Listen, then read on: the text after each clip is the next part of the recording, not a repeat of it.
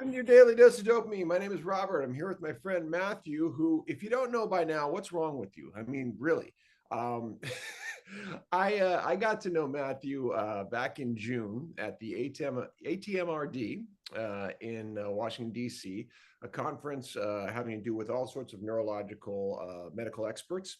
And the exciting thing about that was that I was there focused on what I was doing, but along comes this play in the corner of a conference room. They have you and Krista shoved in the corner, and it's this busy hall. And I was just like, whoa. And even taking a step further back, I actually saw you were looking at my poster and you were like, this is cool. And I was looking at the stage going, how are they going to do their play here? And I mean, it happened. This is to me the kind of the birthplace of our meeting with what I didn't say. Is that along the lines of your recollection? Yeah, absolutely. That was a strange circumstance. People were milling about, but I tell you, when we started the play, people stopped Oh and yeah. they turned and they looked and they were with us, a lot of them for a long time because they hadn't seen something like this before. It worked, and I think you just said it right there. They haven't seen something like that before, and again, welcoming everybody to this. There's going to be several series of promotions.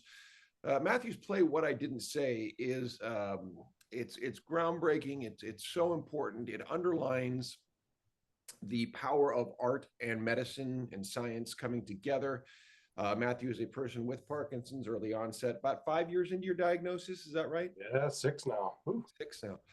So, I have my background in being a caretaker. My dad was diagnosed in 2001. That's why I went back to get an unexpected PhD at age 49 to try to take all this work that I had seen and the need in the community to say, people need to be able to talk more about what the experience of having Parkinson's is like, because it's somewhere you and I are one of the many ways we're evenly met. We know that while the leaders and researchers in the field mean well and do well, I don't mean to take anything away. They don't know the whole story, not nearly the whole story. Can you speak toward that and why you think your play is a good representation of telling more of the story of Parkinson's? Yeah, well, that's why I named it what I didn't say. There's so much that's unsaid. So much. There's so much that's unsaid by the caretaker, the care partner, the patient, the neurologist, you know. And so we add all these don't says up and we have very poor communication. And especially what goes on at home. If neurologists were able to dig just a little bit, had the time to dig just a little bit into people's lives and find out that they're suffering from this, this issue, this thing in their life is affecting their overall health and exacerbating the symptoms of Parkinson's.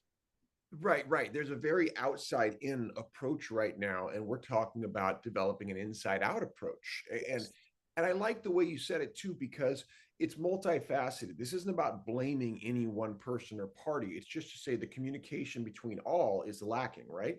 Right. Yeah.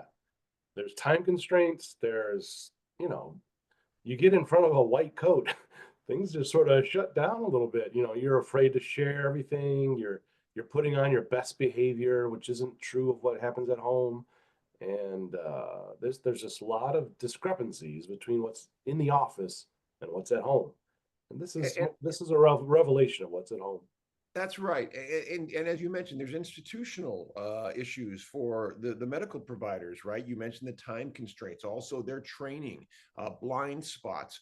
And again, what is just known institutionally about Parkinson's? I have that story, I think I've told you, where a very learned John Hopkins educated doctor came up to me a few months ago and told me, Robert, we've gotten it wrong because we've been, defining Parkinson's by this 200-year-old paper by Dr. James Parkinson's that calls it a motor disease strictly, that doesn't deal with any of the cognitive, psychosocial, emotional side.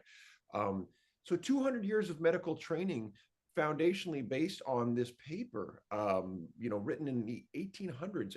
And I know from going through a dogmatic PhD program how people can become locked in and focused and start worshiping things in order to matriculate. I just want to get through this thing. What do I have to say? That's not what I didn't say. It's what do I have to say? Yeah.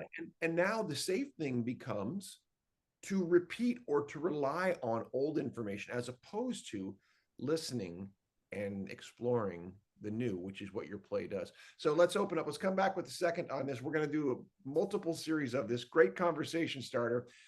Just for everybody, please know what I didn't say is going to screen on April 1st.